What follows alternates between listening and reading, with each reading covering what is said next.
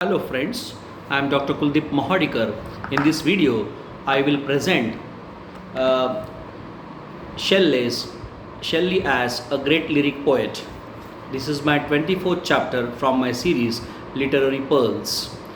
Gifted as Shelley was with singularly delicate feelings which reacted instantly at the sight of any appealing object of nature, it was natural that Shelley's poetic genius should take a turn towards lyricism. His exquisite lyricism stands almost unrivaled and unparalleled in the whole history of English poetry from his own times to the present day. Shelley exhaled poems as a flower exhales fragrance, and just as the fragrance of a blossom varies in quality and power, so did Shelley's lyrics vary in their poetic merit. The great quality of Shelley's poems is their lyricism and their spontaneous musical flavor, which colors every word with a wonderful melody and harmony. Therefore, Swinburne rightly points out that, I quote, Shelley outsang all poets on record. He was alone the perfect singing god. I unquote. His thoughts, words, deeds all sang together. It is true that Shelley's strength lies in his music more than in his thoughts.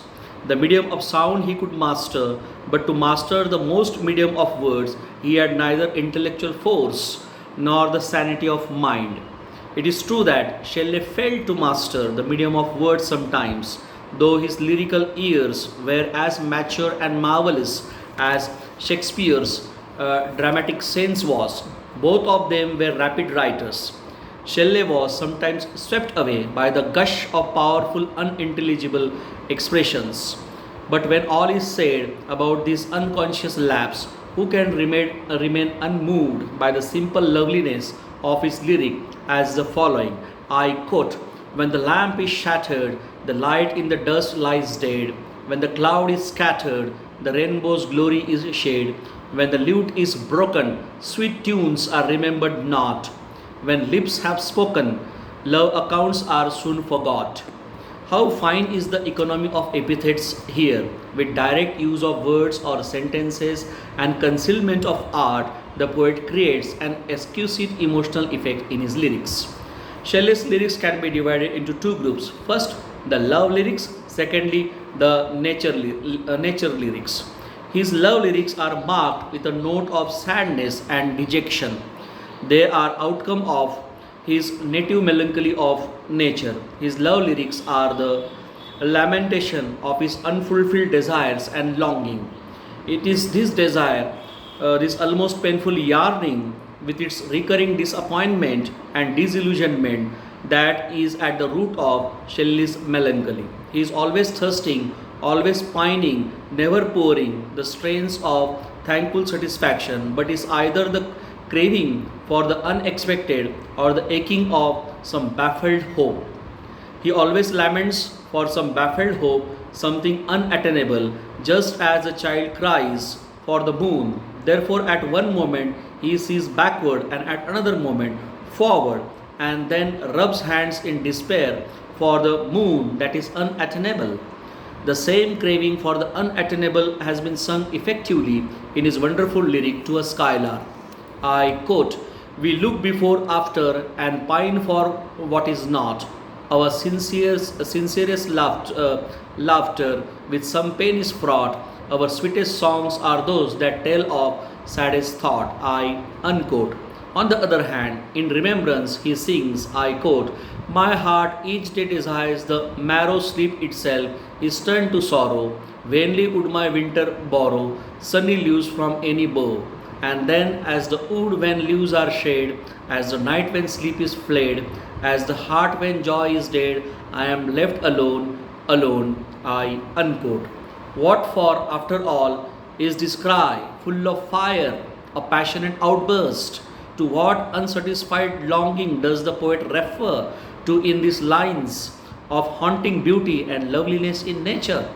Shelley's love lyrics are mostly remarkable for their exquisite beauty and high imaginative power. He was a platonic lover and a great idealist who failed to achieve what he set out to gain in his love affairs. Frustrated in love, baffled in hope, he came to poetry and expressed in his lyric the frustration of his life in love. These love lyrics, therefore, are marked with a note of inevitable sadness. I quote, O life who bewailest the frailty of all things here, we choose you the frailest for your cradle, your home, and your hire.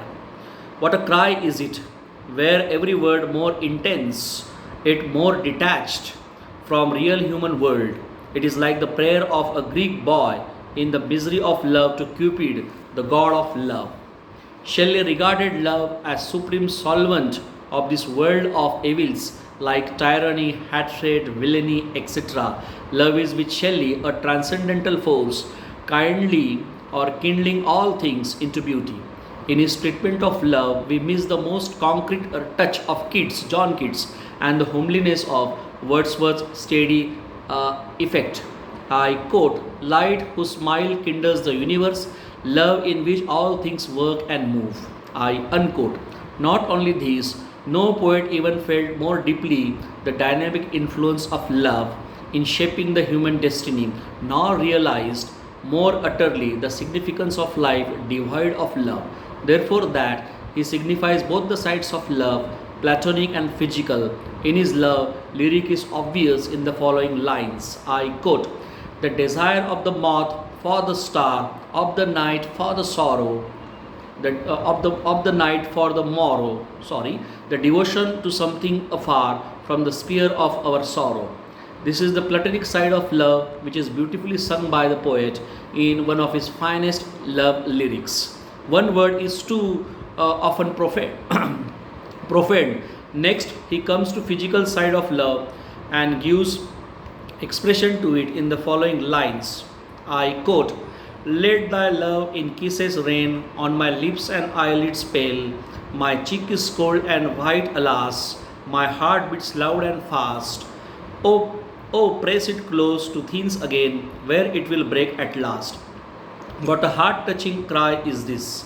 The finest piece of lyrical art is presented here. The spontaneity, the abandonment, the musical rush of the line, these things make us his willing captive. There are two sides of Shelley's lyrical aspirations. First, the personal lyrics, which include the poems of ethereal loveliness as the cloud to the skylark, hymn to intellectual beauty, and ode to the west wind. These poems challenge comparison with the greatest singers of all times. The stanzas written in dejection near Naples is also a fine lyric full of personal despondency in which we notice ill health and melancholy thoughts and passions. I quote, Alas, I have nor hope nor health, nor peace within nor calm around, nor that content surpassing wealth, that sage in meditation found. In the fourth stanza of Ode to the West Wind, the poet gives the indication of his personal despondency, which comes out naturally from his wounded heart, and here is, I quote, O lift me as a wave, a leaf, a cloud, I fall upon the thorns of life, I bleed, a heavy weight of hearts has chained and burred, one too like these, tameless, swift and proud, his prophetic lyrics, I unquote. On the other hand, this personal strain of melancholy disappeared the moment when the poet ceased to think of his life and assumed the role of a leader of men and the prophet of golden age to come. He always dreamed of millennium to come and sought to reform this world of its worn out traditions, customs, etc. He desired for castles, kingless and priestess societies. A singer of freedom and liberty he was. Shelley was always inspired and sublime when he sang of liberty in particular. At that time, the very personality of the singer melted into his song until he ceased to be a man and became a voice, a lyric incarnate, as for example, I quote, Drive my dead thoughts over the universe like withered leaves to quicken a new birth. Be through my lips to all unawakened earth the trumpet of prophecy, O wind. I unquote. If winter comes, can spring be far behind? This question he raises. Secondly, on the humanitarian side, the record is to be found in such works as The Queen Mab, The Revolt of Islam, Prometheus Unbound, Hells, etc. Prometheus Unbound is mainly remarkable for its lyrical force. In spite of all this lyrical intensity, Matthew Arnold has called Shelley a beautiful angel beating in the void his luminous wings in vain. Is this change of unsubstantiality true? We should not forget this lyrical note of the Ode to the West Wind. I quote, O wind, if winter comes, can spring be far behind? I unquote. And this line is alone sufficient to refute the charge of unsubstantiality because there is hardcore of wisdom in this line. Many of his poems, like To a Skylark and The Sensitive Plant, no doubt bring us in the presence of eternity which is concealed behind the phenomena of the reality of life. He has accepted, like Shakespeare, that we are such stuff as dreams are made of, and in The Sensitive Plant, as he brings us over the brink of Platonic philosophy, I quote, where nothing is what things seem, and we are the shadows of the dream. Shelley's lyrics stand in clear contrast to Wordsworth's lyrics. Wordsworth's lyrics are passionless and emotionless, bordering on the surface of this mundane world. The high flights of Shelley's emotional exuberance are unknown to Wordsworth. The elder poet was of the earth, dwelt on it, and never lost his touch with reality and life. The younger poet was ethereal, furious, and passionate, bubbling with enthusiasm of love and life, which he expressed poignantly and forcefully in his lyrics. In this respect, we can compare Shelley's Skylark and Wordsworth's Skylark.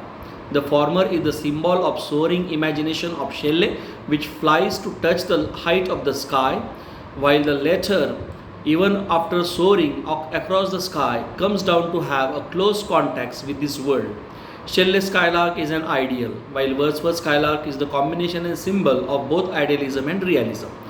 In form, Shelley's poems are simple, but in ornamentation and imagery, they are rich and exuberant. His lyrics reveal him to be a master of simile and a clever myth maker, the best example of which we found in his Ode to the West Wind. The myths which Shelley invents are not purely the thoughts of his imagination. Far behind all his description, there lies the poet's careful scientific observation of nature. Minute observation of nature is there.